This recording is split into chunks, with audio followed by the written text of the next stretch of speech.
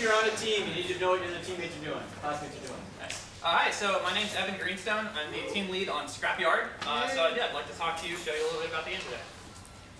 So Scrapyard is a casual mech fighting game where use of the environment and customization are essential to success. So this game spawned out of our team's love of sitting on a couch and playing games with our friends.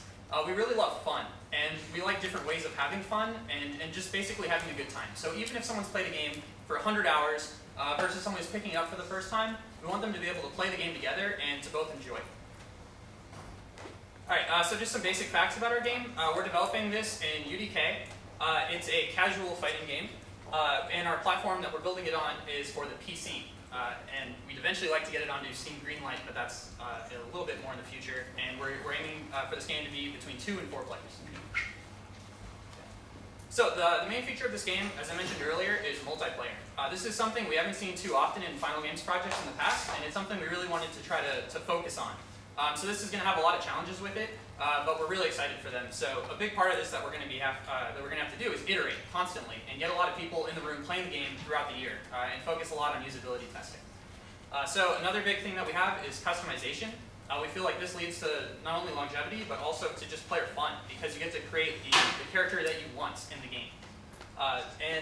Another thing is environmental interactions. So in a lot of games, in fighting games in particular, the stage that you choose, it's almost irrelevant. It's the thing in the background that you're not really going to pay attention to during the fight.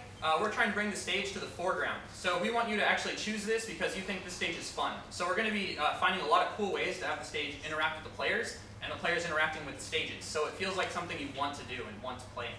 And lastly, we're focusing on quick encounters. So this is part 2 accessibility. There's a lot of games like Marvel vs. Capcom, which are really fun, but if you have some guy who really knows what he's doing, he can combo another player for 100 hits. And meanwhile, that other player can't do anything, and they're not having fun, and their life's draining away. We're trying to think of ways that players who maybe are newer to the game can still enjoy it by having these quick encounters where you hit each other, you separate, and then you try to do it again. So you have these tight, quick moments instead of these long series of combinations that you have to remember. Alright, so we have a short video for you just to sort of show you what we did. This is a prototype that we made before the pitch last year. This is only about a minute long, so.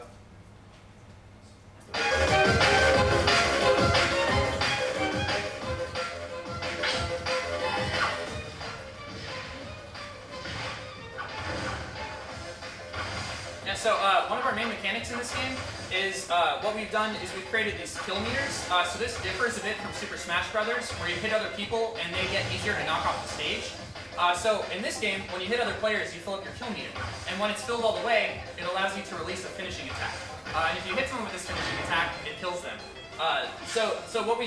Why we like this idea is because it opens it up to more players. Getting hit isn't that bad. It's still bad, but it's not as bad. And it allows people to kind of stay in the fight and stay in the frenzy without getting punished too much.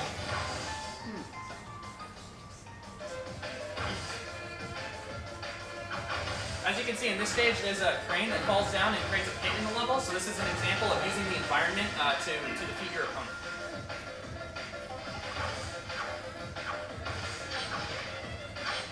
So as you can see, this is the same character, but customized with different gear. One character has spike boots, so he can land on another player's head, injuring them. And the other player has grenades that he can toss, and there's all a bunch of different fun stuff you can do in there.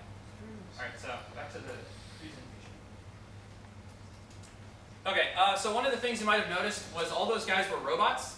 So in our game, the first thing you're going to do is pick your character, and your character is an animal. And there's going to be 4 different animals, and they're going to have vastly different play styles. So we're going to have the big hulking bear, who's your tank, who can try to get in the battle, deal a lot of damage, but he can't move around quite as well. We're going to have the kangaroo, who succeeds in the air, and this guy's really great at knocking people back, and basically he wants to fight in the air. And we have our quick feline character, who's the fighter of the group, who can get in and get out, and just have a lot of fun in that means. So we've been doing a lot of recruitment. We have a ton of artists, and this is just some of the concepts and the characters that we've nailed down over the summer. Going forward.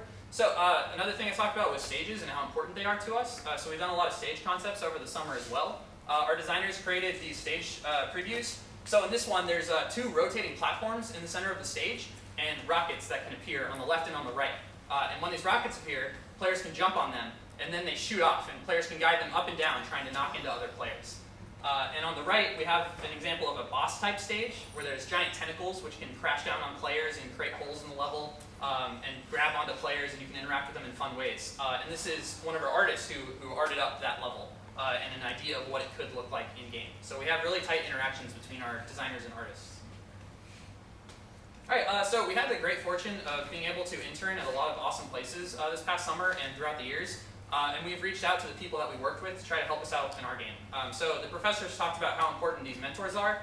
So we have a bunch of great mentors from places like the Behemoth, LucasArts, Blizzard, Industrial Toys, Microsoft, and a bunch of other places. So we're really excited to see how we can interact with these really knowledgeable people.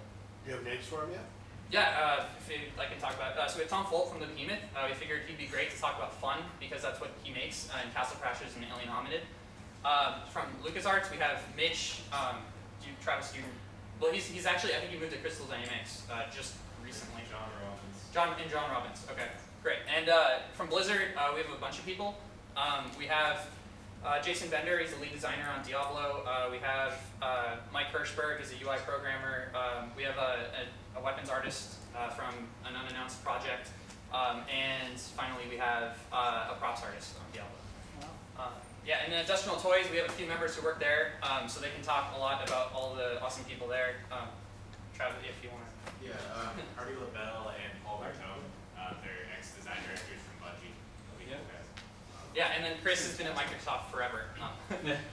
Yeah, so yeah, we have a lot of help that we're really looking forward to. Okay, so what we need, we did a lot of recruitment before the end of last year and over the summer. However, there are still some positions that we'd like to see filled. What we really need is a very hardworking designer. We currently have 3, but we'd like to aim for 4. Just as a warning, our team works really, really hard. We love our games and we put the effort into it. We meet at least 3 days a week and we put a ton of hours into it, and we do a lot of iteration and we work really well as a team. So anyone who wants to join our team, just a forewarning, there's a lot of work involved. That said, you'll be doing a lot of really fun stuff. You can be doing systems design, analyzing other games similar to this, like Brawl, Beautiful Joe, Red Hot Rumble, Digimon, Rumble Arena, and a ton of other interesting games. A lot of iteration on fun stages, character design and gear design, and a ton of usability testing too, to just make sure this game is fun, because that's our bottom line, so we're going to be working a lot. Yeah, that's it. Thank you. Okay, cool.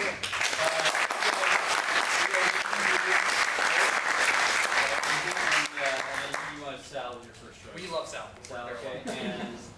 And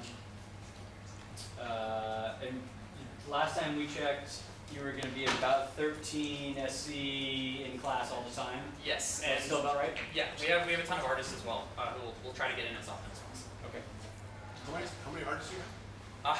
Currently, it fluctuates a lot because they get jobs and do other things, but on and off, probably about 10 to 15 or more. Yeah.